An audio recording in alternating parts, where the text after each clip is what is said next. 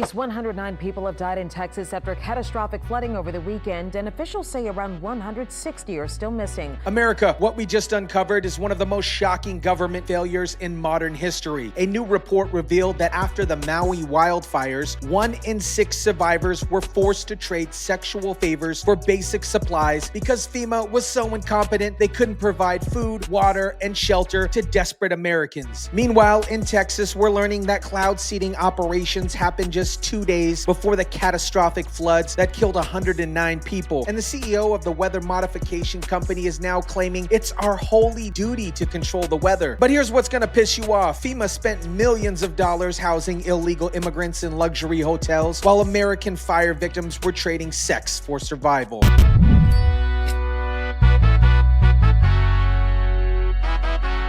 And then earlier tonight, the CEO of a weather modification company confirmed that planes in Texas did release silver iode into the atmosphere 2 days before the floods. What is up, guys? Tyson, Dela, Cruz here. Thank you so much for rocking with me. This story exposes everything wrong with our federal disaster response system. FEMA fails American citizens so badly they're forced into sexual exploitation while spending taxpayer money on illegal immigrants. And weather modification companies are playing God with our atmosphere while people die in floods. Let me break down this absolutely horrifying revelation from Homeland Security Secretary Kristi Noem's FEMA review. After the Maui wildfires devastated Lahaina, 1 in 6 survivors were forced to trade sexual favors for basic supplies because FEMA's response was so catastrophically incompetent. The situation in Lahaina was so bad that 1 in 6 survivors were forced to trade sexual favors, other favors for just basic supplies. Think about what this means. American citizens who lost everything in a natural disaster were so desperate for food, water, and shelter that they were forced into sexual exploitation because their own government failed them. This isn't happening in some third world country. This is happening in America under FEMA's watch. Secretary Kristi Noem didn't hold back. At the same time, illegal aliens were staying in luxury hotels using FEMA dollars. The Roosevelt Hotel is the one you're probably the most familiar with in New York City. They got to stay there for free on the taxpayer dime through this FEMA agency. So while American fire victims were trading sex for basic survival supplies, FEMA was spending over $300 a night housing illegal immigrants in luxury Manhattan hotels. Most of the Roosevelt hotel rooms cost over $300 a night, paid for by American taxpayers. Speaking of government agencies that completely fail the people they're supposed to serve while wasting money on the wrong priorities, that's exactly what's happening to seniors with Medicare. Just like FEMA prioritizes illegal immigrants over American disaster victims, the Medicare system prioritizes insurance company profits over senior healthcare needs. Look, FEMA had one job: help American disaster victims, and they failed so badly that people were forced into sexual exploitation for basic supplies. Medicare has one job: provide healthcare coverage for seniors, and it fails so badly that people are forced into financial exploitation by predatory insurance companies. That's where Chapter comes in. Just like Secretary Noem is fighting to remake FEMA to actually serve Americans, Chapter fights to make Medicare actually serve seniors instead of insurance company shareholders. Chapter's licensed advisors don't get paid commissions, so they have zero incentive to exploit your desperation like these predatory systems do. They're not trying to profit from your confusion or vulnerability. They're trying to protect you from it. Here's the difference. FEMA wastes money on luxury hotels for people who shouldn't be here while Americans suffer. Medicare companies waste your money on executive bonuses and marketing while seniors suffer. But Chapter actually fights for seniors to get the coverage they actually deserve without ripping them off. Chapter treats Medicare like what it should be: a system that serves you, not exploits you. They cut through the bureaucracy nonsense and get you real coverage at the best price. If you're over the age of 65 or approaching Medicare eligibility, don't let the system exploit you like FEMA exploited disaster victims. Get somebody who actually fights for you. Check out Chapter at askchapter.org/Tyson or call 270-467-0614. When government systems fail you, you need somebody actually working for you. Now, speaking of a system that has been failing Americans for decades, let me show you FEMA's staggering record of incompetence. The Hawaii disaster is just the latest in FEMA's staggering record failures. Kristi Noem laid out the agency's decades of gross mismanagement. The list of FEMA failures is staggering. The scale of those failures is matched only by their longevity. Hurricane Katrina happened 20 years ago, and there's still so many open claims left over from that particular disaster that have gone unanswered. Meanwhile, in the first 2 years after after Katrina, $2 billion was paid out in fraudulent claims while legitimate victims waited for help. There's times FEMA has performed very well and has responded and delivered the help that people needed. But we look back at instances like Hurricane Katrina, which happened 20 years ago next month. There are still many open claims left over from that disaster that have gone unanswered. After Hurricane Helene devastated the Southeast, FEMA's Disaster Relief Fund was unable to provide necessary relief because millions of dollars have been diverted into housing and transportation for illegal aliens. American hurricane victims got nothing while illegal immigrants got luxury accommodations. But it gets worse. FEMA officials in Florida actually ordered relief workers to skip houses that had Trump campaign signs. Secretary Kristi Noem confirmed the workers responsible for the horrific act of discrimination have been fired. Politics have no place in disaster relief. Right after Helene, Hurricane Milton also hit the Southeast.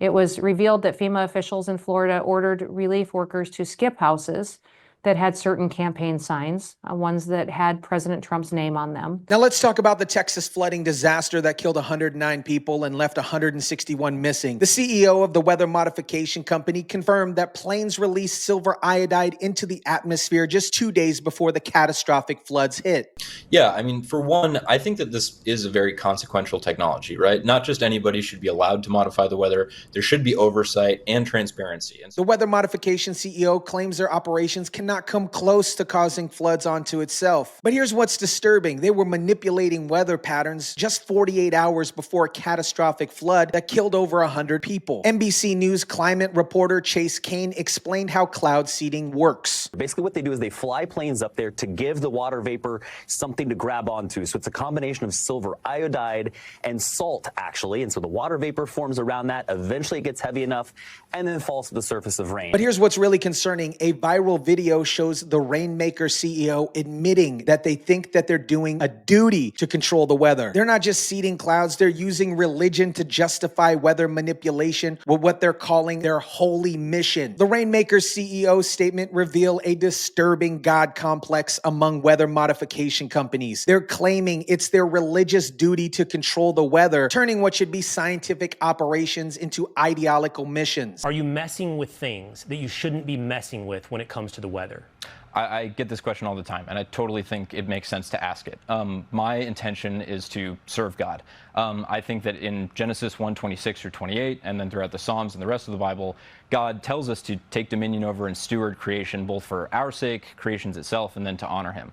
And so if there are droughts and we have the tools to mitigate the damage done by them for our sake and for nature itself, then we should deploy those for the sake of tending to and stewarding the world. And if we weren't to do that, if we were to ban cloud seeding wholesale, despite knowing that it's safe, despite knowing it could help alleviate these problems, we'd be abdicating our God-given responsibility to be stewards of the world. The timing is suspicious. Cloud seeding operations happened just 2 days before the catastrophic flooding, and the CEO claims that they have religious obligations to manipulate weather patterns. Kane tried to defend the timing. This cloud seeding, it works within 15 minutes, half an hour, maybe an hour, and that's it. So that was done 2 days before. But what if weather modification can affect precipitation patterns? How do we know that it didn't contribute to the atmospheric conditions that led to the flooding? Cloud seeding, it works within like 15 minutes, half an hour, maybe an hour, and then that's it. So that was done 2 days before. The fact that scientists have been debating for decades whether or not this is actually very effective means we're conducting atmospheric experience without fully understanding the consequences. And now companies are claiming religious justification for these experiments. Here's what exposes the complete moral bankruptcy of our federal disaster response. While American fire victims in Hawaii were forced to trade sex for basic supplies, FEMA was spending millions of dollars in housing illegal immigrants in luxury hotels. Secretary Noem revealed the staggering misallocation of resources. Most of those rooms cost over $300 a night. In 2024, when Hurricane Helene devastated the Southeast, FEMA's Disaster Relief Fund was unable to provide the necessary relief because millions of dollars have been diverted to housing and transportation for illegal aliens. The Roosevelt Hotel in New York City became a symbol of betrayal. Illegal immigrants getting free luxury accommodations, while American citizens who lost everything in a natural disaster got nothing and were forced into sexual exploitation just to survive. The American people deserve better, and they deserve better especially in times of disaster.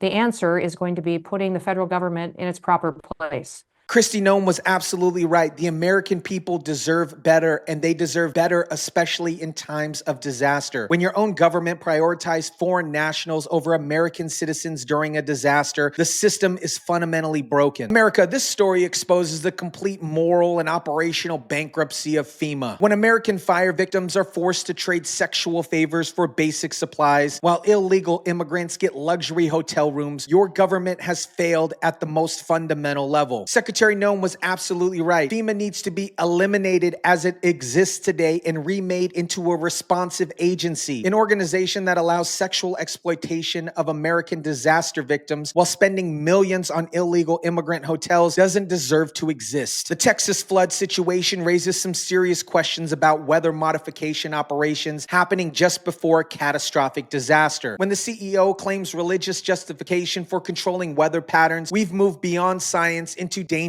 ideology. The fact that 109 people died in Texas floods while weather modification companies were manipulating atmospheric conditions just days before should trigger a massive investigation. We need to know if these operations contributed to this particular disaster. The bigger issue is government priorities. FEMA spent decades failing American citizens while diverting resources to illegal immigrants. 1 in 6 Hawaii fire survivors traded sex for supplies, while illegals get $300 a night hotel rooms is morally wrong. Don't worry, I'll keep tracking FEMA's failures and the Trump administration's effort to remake disaster response. And remember, this is what happens when your government cares more about illegal immigrants than American citizens. Let me know what you guys think about this. Drop it down in the comment section down below. Smash the like button if you kindly would. Share, subscribe, and as always, guys, I'll catch you on the next one.